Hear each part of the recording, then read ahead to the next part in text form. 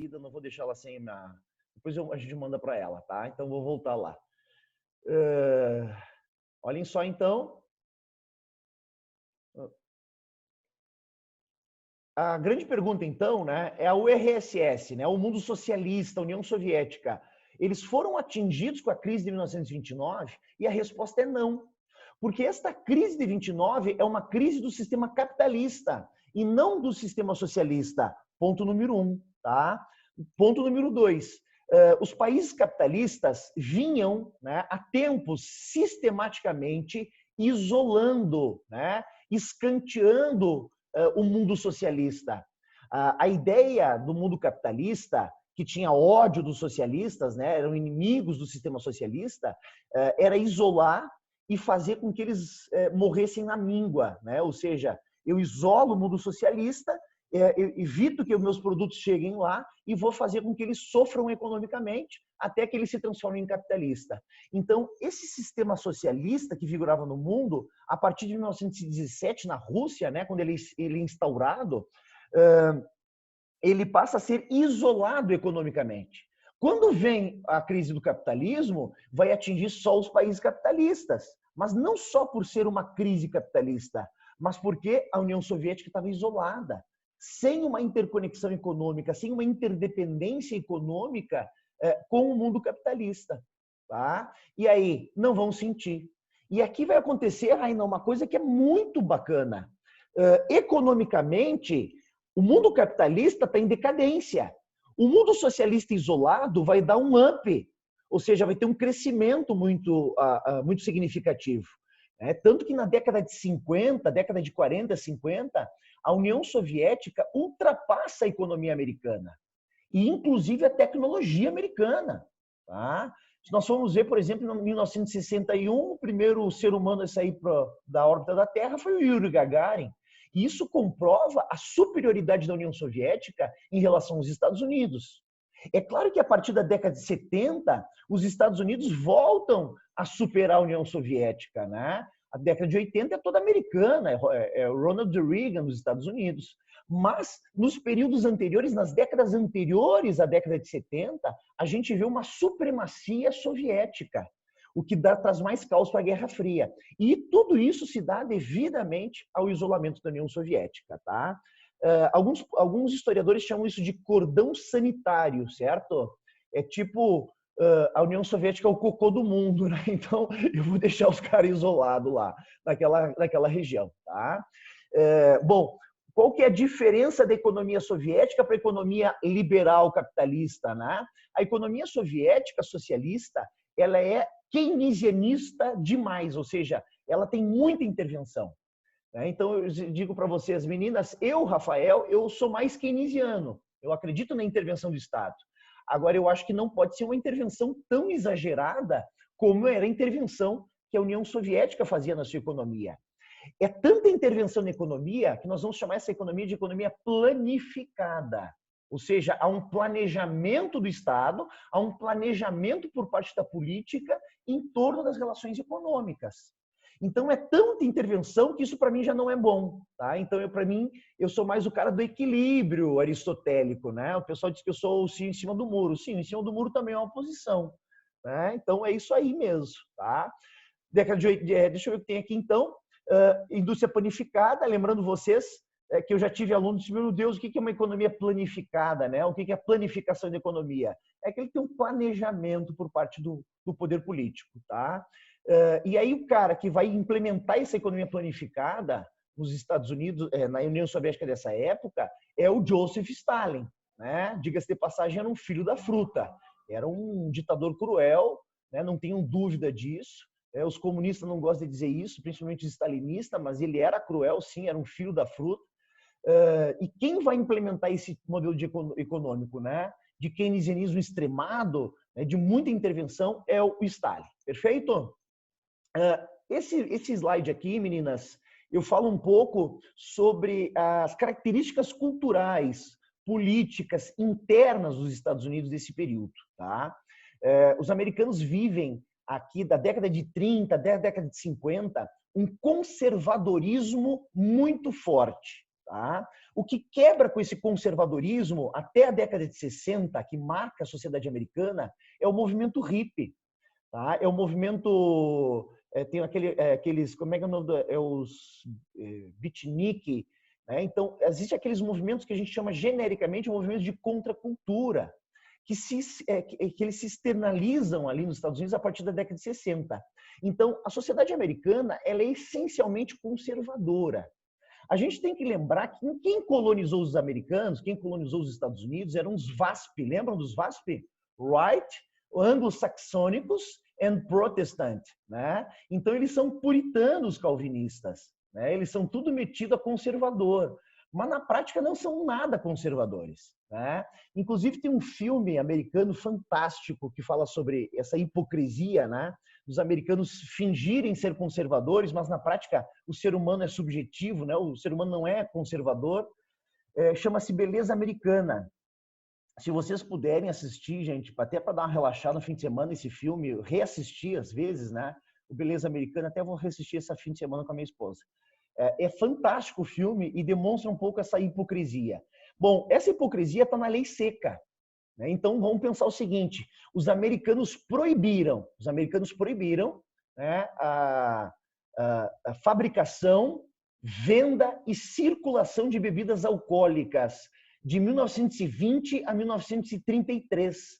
Gente, 13 anos com a lei seca de proibição. Deu certo essa proibição? Não deu certo.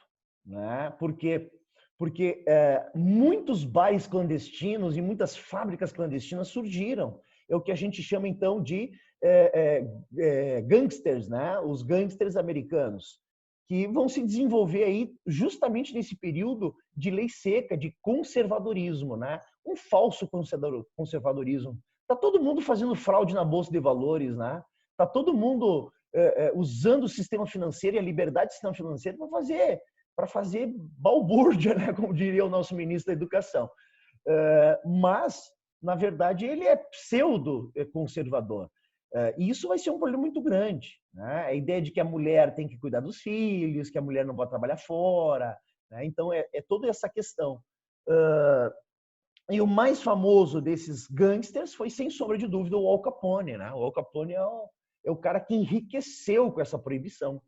E eu vejo muita continuidade dessa lei seca na política antidrogas que o Brasil vive hoje e que os Estados Unidos vivem hoje. Né? A política antidrogas que a gente vive hoje, ela é inaugurada por um conservadorismo americano na década de 80, do Ronald Reagan, onde ele vai dizer que as drogas são os maiores inimigos dos Estados Unidos. E eles começam a investir milhares e milhares de dólares para aparelhar a polícia, né? O que a gente chama de militarização da polícia para perseguir, né, o tráfico. E quais são os dados científicos disso, gente? O uso de drogas, né, e a venda de drogas ilícitas, ela só aumentou nos Estados Unidos. Isso quer dizer que todo investimento de milhões em anos para tentar combater as drogas não funcionaram, porque não houve uma diminuição da venda e do uso de drogas. Então, hoje há no mundo uma revisão desta política antidrogas. Eu poderia usar aqui Portugal, por exemplo. Né? Portugal, por exemplo, vai no centro de Portugal, vai no centro de Lisboa, tu vê gente vendendo maconha e a polícia não faz nada. Né? Porque tem uma piazada vendendo um pouquinho, assim, sabe? Então, ninguém é preso por comprar ou vender pequenas quantidades de maconha em Portugal, porque é uma política que se demonstrou que não dá certo. E isso também na Inglaterra, isso na Espanha, na Argentina, no Uruguai. Então, o mundo inteiro está revisando essa política antidrogas, menos nós brasileiros, né? Porque nós estamos num momento difícil da nossa história.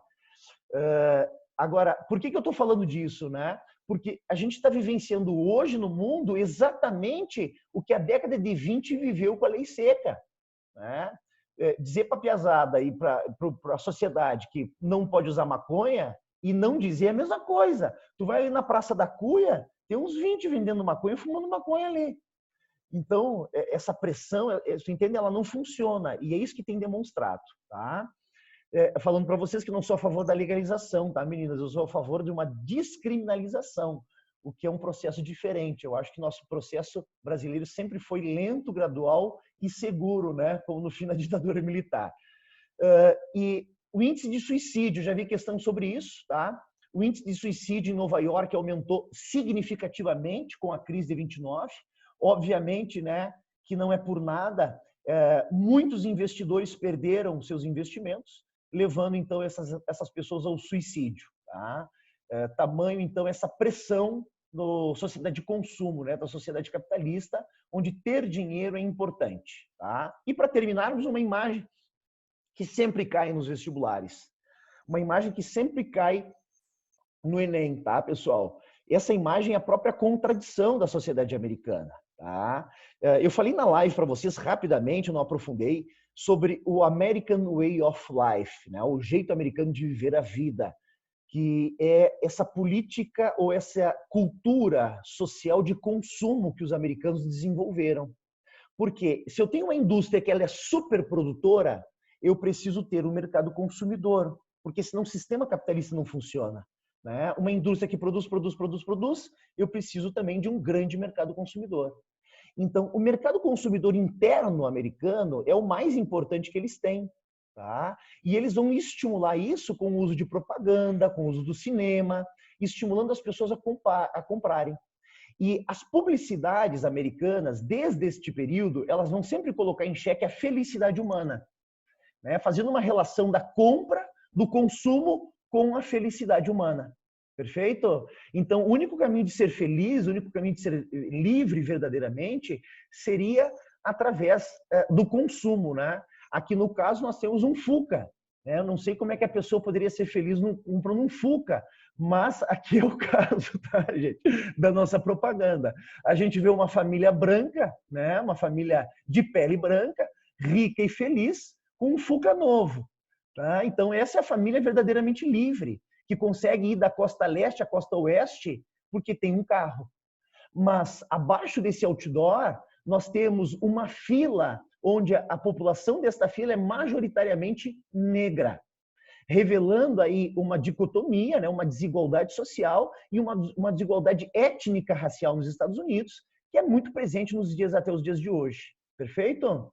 Então, aqui nós temos as famosas filas do sopão, porque a Grande Depressão, né, o resultado da crise de 29, vai fazer com que muita gente fique desempregada e passando fome, né?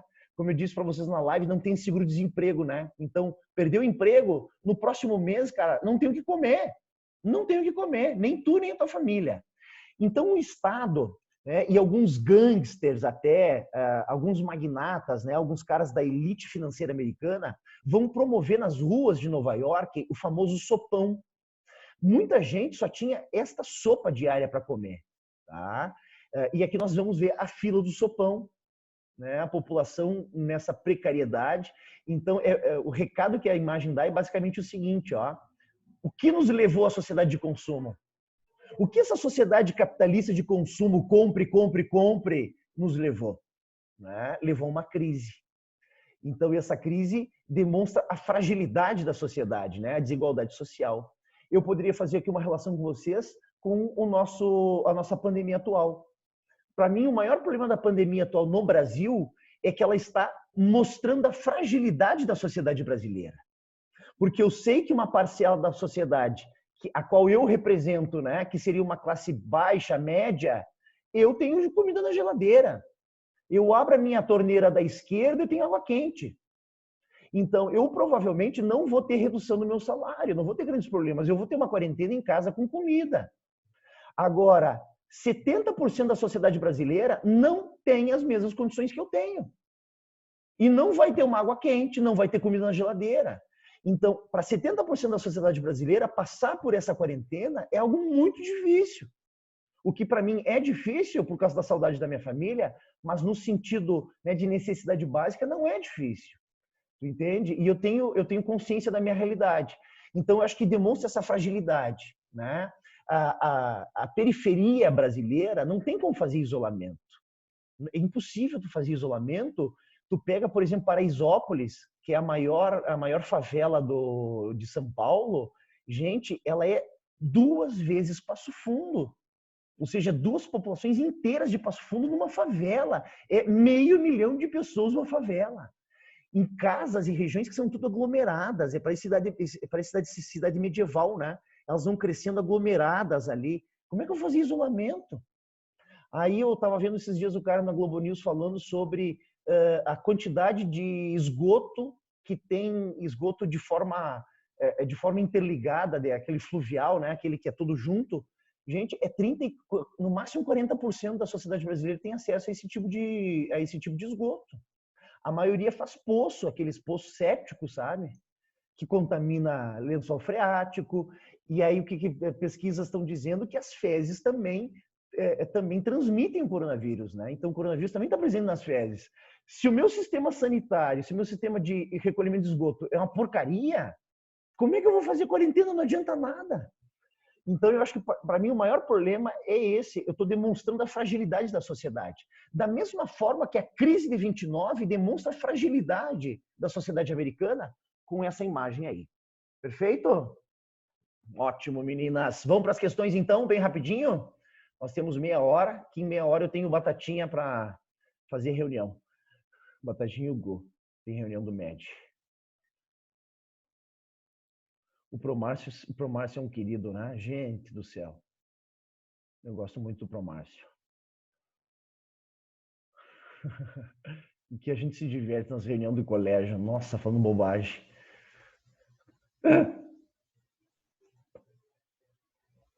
Deixa eu puxar o material aqui. 2020, Med School, apostilas, diretão, aula. Eu não lembro, 5 ponto alguma coisa, acho que 5.3, deixa eu ver aqui. 5.4, a crise de 29. Ótimo, perfeito. Tá? Já disse, já achei aqui imediato. Ó. Opa.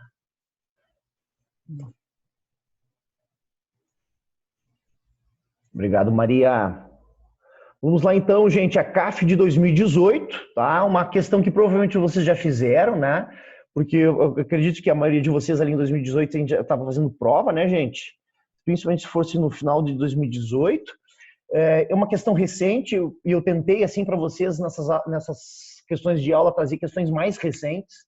Mesmo assim, vocês já tendo feito essas questões mais recentes, eu sei que vocês procuram também automaticamente, mas eu acho que está mais próximo da nossa realidade atual, né?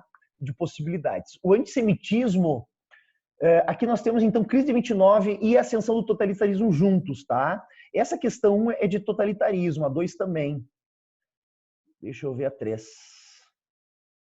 Período entre guerras. Aqui também, Estado de aqui também, deixa eu ver. Então vou ter que trazer outras questões para vocês. Afirmativo do totalitarismo nazista. Tratado de Versalhes também, totalitarismo, meu Deus, gente, acho que aqui tem, ó. A 7 é de crise. A 7 é de crise, tá. A 6 não é. A 7 é de crise. É aquela da UPF de 2017, acho que vocês não estavam fazendo ainda.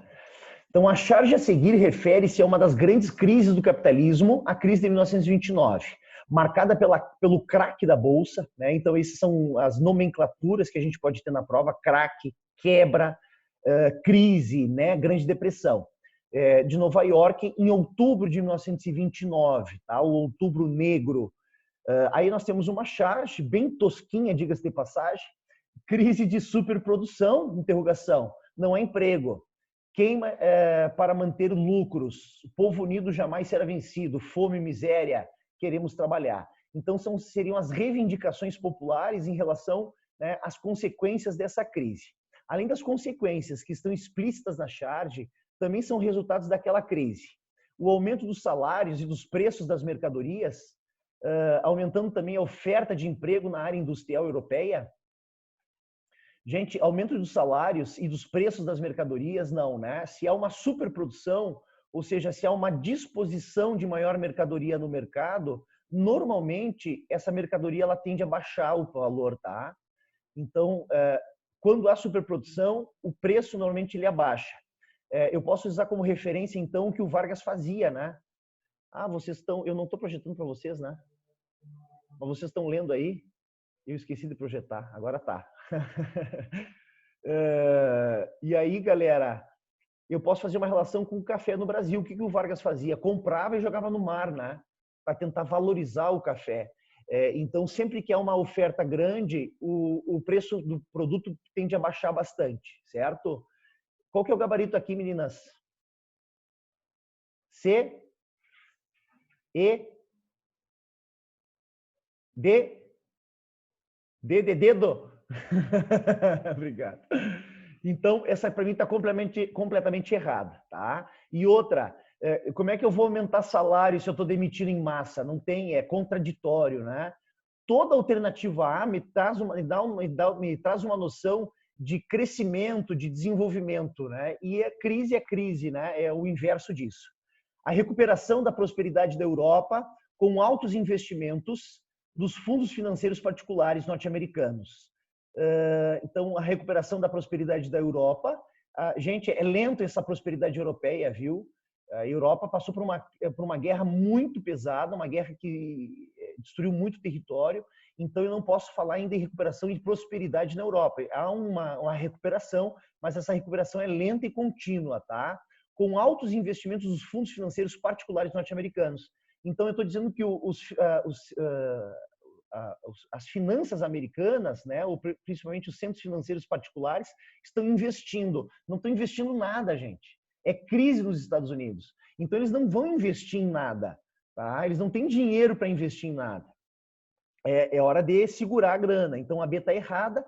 O texto, assim como o texto da alternativa A, traz uma ideia assim de prosperidade, de crescimento econômico e vai na contramão da realidade da crise. Tá? C, contínuos aumentos da exportação de café, fazendo com que o Brasil se mantivesse fora da crise. Exatamente o contrário que eu acabei de dizer para vocês, né? O Brasil também entra em crise, superprodução do café, tá? E a diminuição das exportações, porque os norte-americanos eram os maiores compradores e baixam essa importação, né?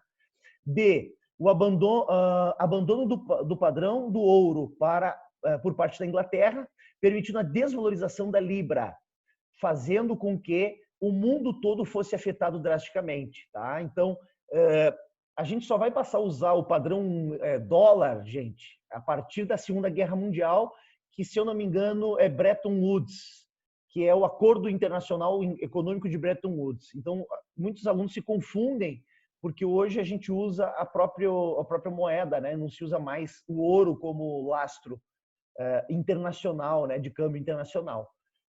E aqui nós temos uma realidade, tá? É o que vai acontecer na Inglaterra, eles tiram o ouro para poder, então, resolver os problemas cambiais internos, tá? E a crise internamente. Então, a D está completamente correta. Deixa eu ver o que está errado na E. A duplicação da produção industrial alemã. Duplicação da produção industrial alemã. Gente, a Alemanha vai vivenciar, neste período que nós chamamos de entre guerras, a segunda maior crise da Europa. Então, vamos pensar o seguinte, ó, isso aqui é uma questão importante. Quem é que era o maior parceiro da Alemanha no pós-guerra, no pós-Primeira Guerra? Eram os Estados Unidos. Tanto que os Estados Unidos não assinaram o Tratado de Versalhes. O tratado do final da Primeira Guerra Mundial, os norte-americanos não assinaram. Os americanos disseram, não, a gente não concorda com isso.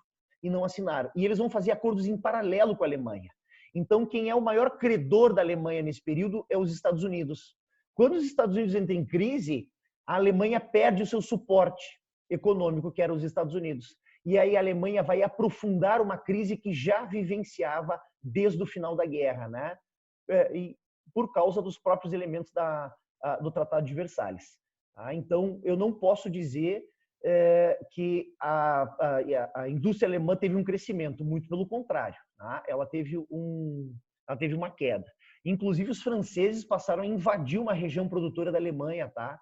Porque eles não estavam conseguindo pagar os valores da indenização da Primeira Guerra Mundial. E a França, ali no período entre guerras, vai invadir uma parte da região produtiva da Alemanha, que vai acelerar ainda mais o processo de Segunda Guerra Mundial. Perfeito?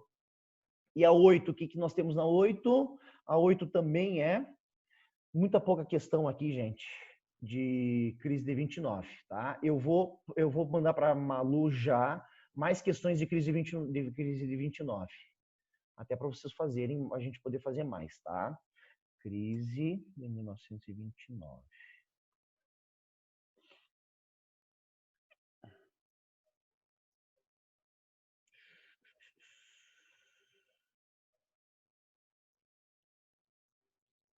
Quem que entrou aí? Eu não vi quem que entrou por último. Eu entrei pelo computador porque eu tava pelo celular Ah, tá. e tava Entendi. muito ruim Tá o celular. certo. Muito pequeno para enxergar. É, né? E sabe que tem dias que a gente faz reunião com escola e tem uma coordenadora que tem uma internet muito ruim e seguido corta e ninguém entende nada, ela tem que repetir. Olha, é um transtorno que a reunião acaba ficando maior do que normal. Deixa eu ver. Mas eu tô aqui desde o começo. Então tá. Aí esse vídeo aí eu mando para Ana, eu faço um link na internet para vocês, gente, aí já disponibilizo para quem quiser também, tá? Porque a gente acabou discutindo hoje coisas que até para montar uma redação poderia servir, né? Essa relação que eu fiz com a política antidrogas, né? Até para, de repente, até uma redação seria bacana isso aí, gente. Deixa eu ver aqui, então. Vocês tinham que participar um dia de uma reunião dos professores do Med School. Gente, é só bobagem. É só, é só bobagem. A gente se diverte um monte. Ai. Questões, crise e totalitarismo. Deixa eu mandar já para Malu. Malu, tu manda já para a galera também, Malu? Sim, senhor. Beleza. Até vou conferir, vou te mandar mesmo assim. Pode mandar para a galera. Quanto mais questão também, né? Não... Deixa eu abrir ela aqui só. Deixa eu ver se tem bastante questão de...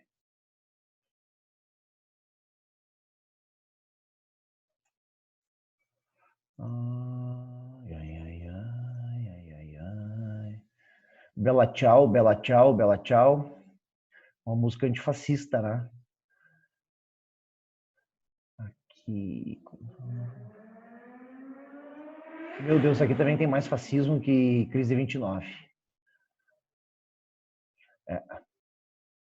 Meus considerados fascismo, as guerras. Ah, tá. Aí que vai se repetir. Na imprensa, tá. Aqui tem algumas questões a partir da 64, tá, meninas? De crise de 29, tá? Gurias, daqui a pouquinho tenho reunião com os professores, eu vou encerrar com vocês, tá? Vamos fazer o seguinte, na nossa próxima aula, a gente vai ver mais questões aqui que eu mandei para vocês agora. Eu não vou corrigir para deixar vocês fazerem sozinhas, até para vocês testarem os conhecimentos que a gente já trabalhou. Então, eu não vou corrigir essas questões que eu acabei de dar para vocês, vou dar o tempo de vocês fazerem, né? E na próxima aula, eu começo a aula vendo essas questões aqui de crise de 1929. Beleza? Meninas, prazer, como sempre. Beijos, obrigado. Tá? Diz pra Ana que depois eu